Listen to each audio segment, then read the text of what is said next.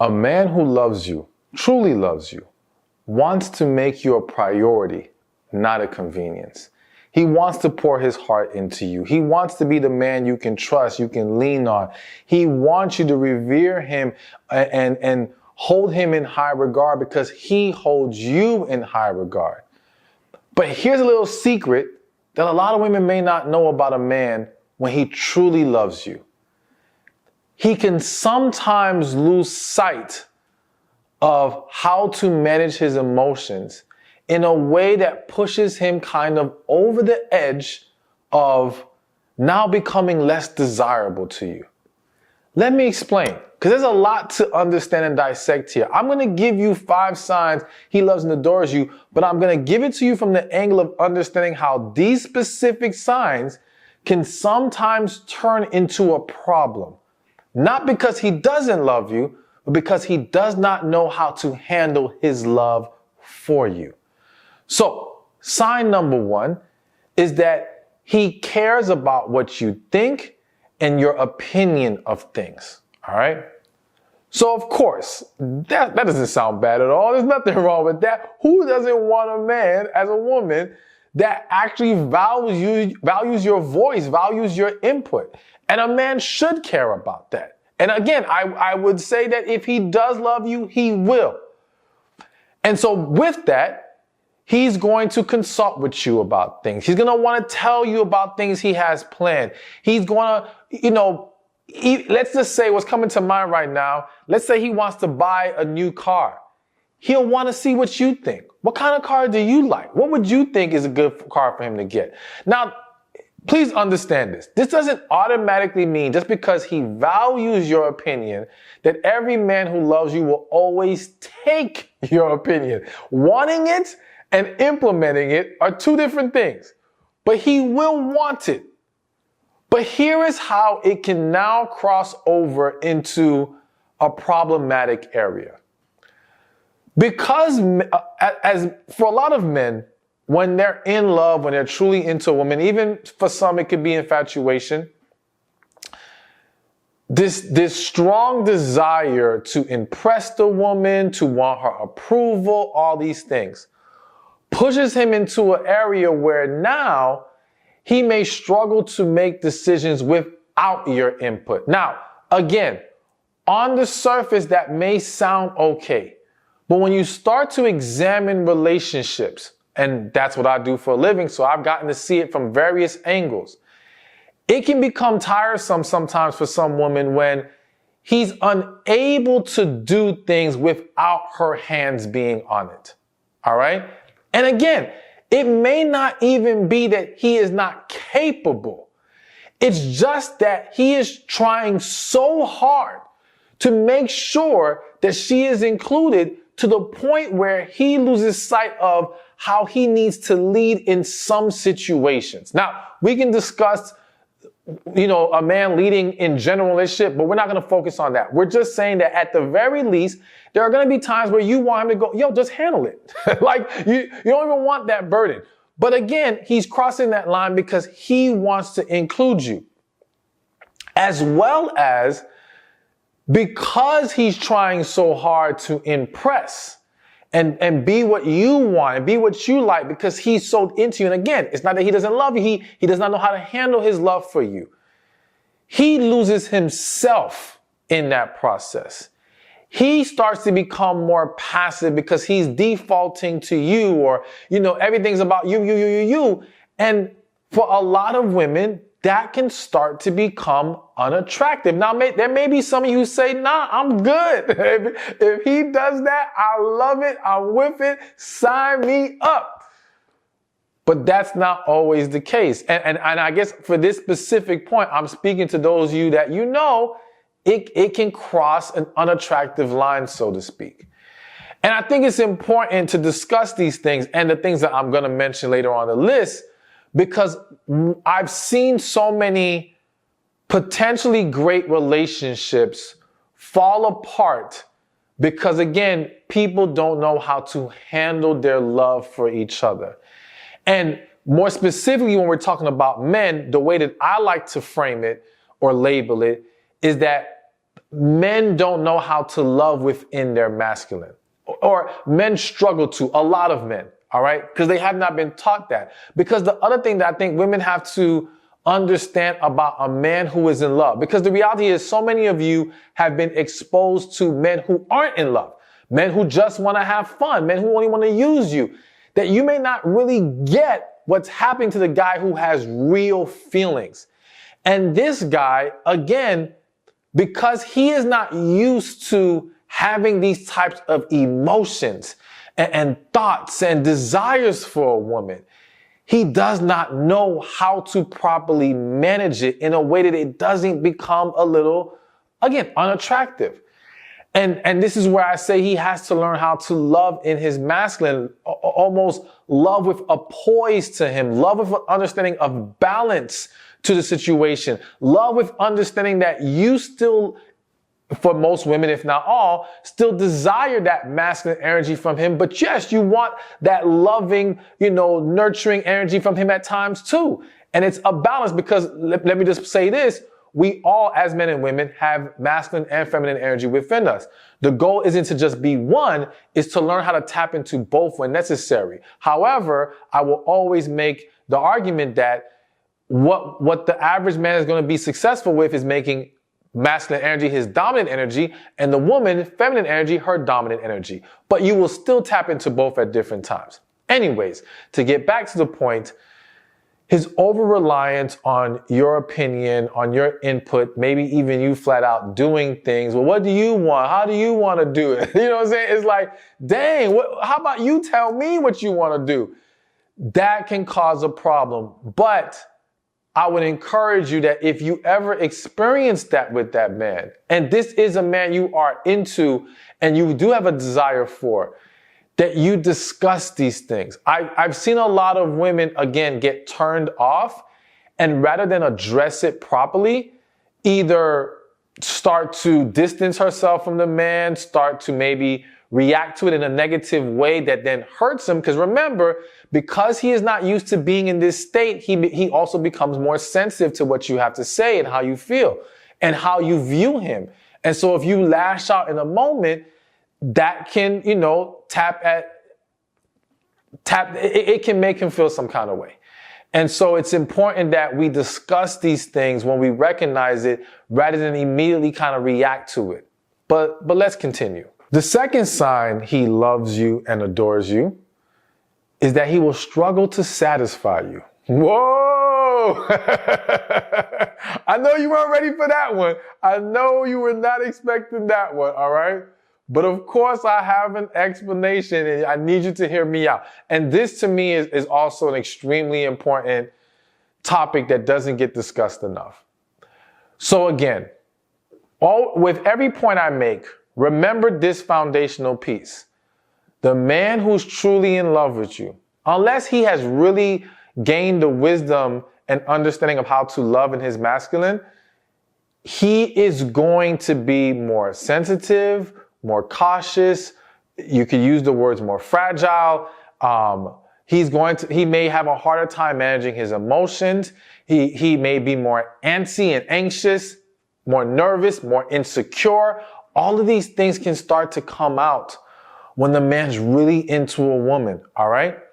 And so when we talk about satisfaction, being satisfied, and yes, I'm talking about satisfaction in the bedroom. Now, quick disclaimer, I know some of y'all aren't getting down like that right now, and that's fine, okay? I'm not saying you should.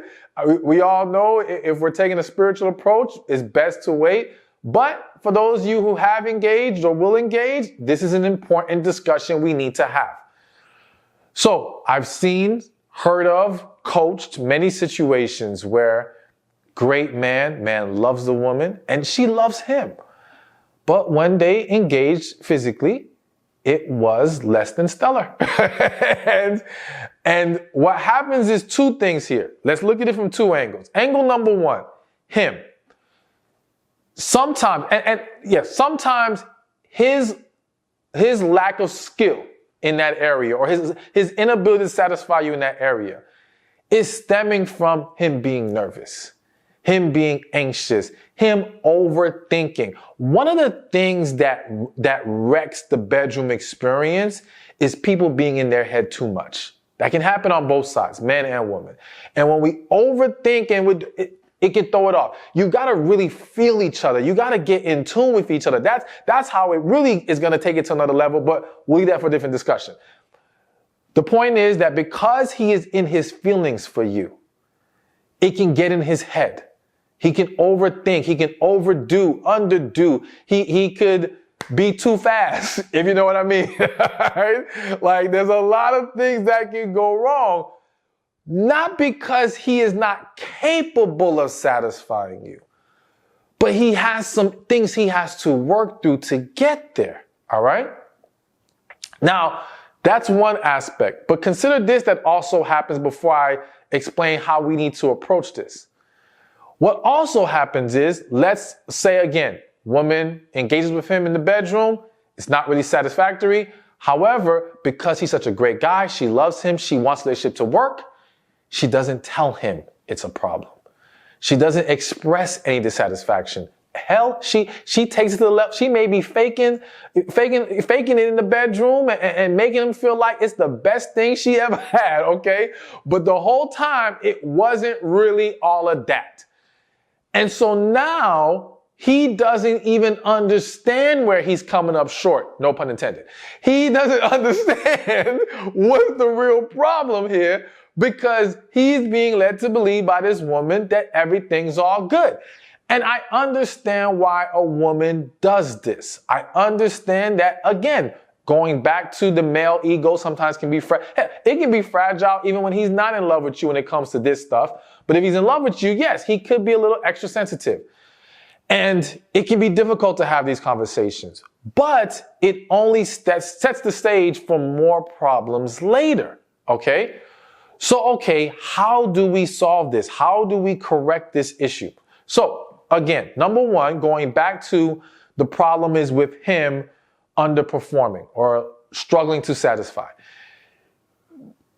You've got to, again, talk through this. So one, both sides, whichever the issue is, or both at the same time, it's going to start with honest discussion. And I think it's important to establish early on, as soon as if you're willing to cross the lines of intimacy, then there should be no reason why you can't cross the lines of talking about intimacy. Like, there's no reasons why we cannot discuss what just occurred and how we can make it better. Now, notice I said what just occurred. So you don't want to discuss this while you're in the bed, all right, at that time, okay? If suck it up for that, no pun intended again, but suck it up for that moment. Get through the night. Next day, maybe a few days later, when you guys are having a good moment, have a discussion. But there needs to be a discussion, all right? Now, in giving criticism in this area, here are quick little tips to criticize, all right, effectively. Number one, give a compliment sandwich, all right? So you want to start off with something good. There's got to be something good, I would hope, that you can point to, right? Something good, and then something that needs to be improved upon, and then end it again with something good. That always softens the blow of the criticism. When you only point out the bad, it's like, well, dang, there's nothing you liked about this? That can hurt. That can be a tough pill to swallow. Even if a man did that to you, it could be tough, right? So compliment sandwich, good way to go. Second tip is criticizing the positive, not the negative. So rather than this was bad, I didn't like this, it's more, can we do more of this? I would love if you tried that. How about you do this? It's a more positive tone rather than a negative tone. Again, it doesn't mean, these tips doesn't mean you're guaranteed that no man will be offended. It just increases the chances of him being able to receive any person, because you can apply this in any area of life. And then the third thing is open yourself up to criticism as well. Because again, going back to what we said about the man when he's in love with you, really into you, caring about how you feel, the same way you don't want to criticize him about your performance because he's, you're worried about his ego and things like that. He may be afraid to be transparent with you about some things.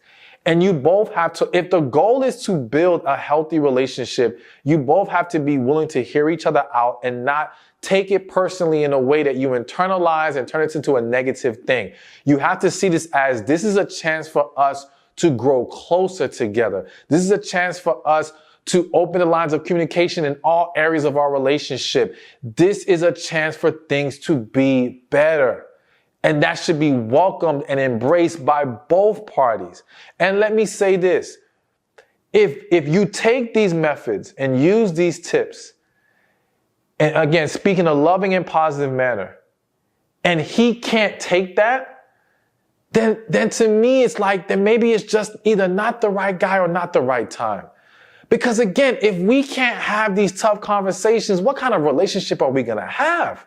We got to be able to talk about it, everything. So yes, this is an issue that happens a lot. There's so many people, there's people now married and it's still a problem. And the man may not know. That was one time I coached a couple and the man didn't find out till like 5 years into the relationship, he never gave his woman the big O. All right. I'm using vague words because I don't want YouTube to ding me. So you get what I'm saying with the big O. He found out for 5 years later. And the whole time he thought he was king in that bedroom. All right. I was going to use a different word. But again, I don't want to get dinged. But anyways, the point is it happens. We got to be real about this. We got to address it. But it is something that, yes, can tend to happen with a man who truly loves you. And you've got to understand the difference between you two simply not being a fit and other factors that may be getting in the way of you two getting into proper alignment with each other in that area. All right. And I will say this, when the man loves you and he has a willingness to take that criticism, learn, humble himself to get better, then you have a man who is capable of being able to satisfy you and you guys growing together in all areas of your relationship. All right. So I hope that one wasn't too heavy for some of y'all, but let's keep the ball rolling.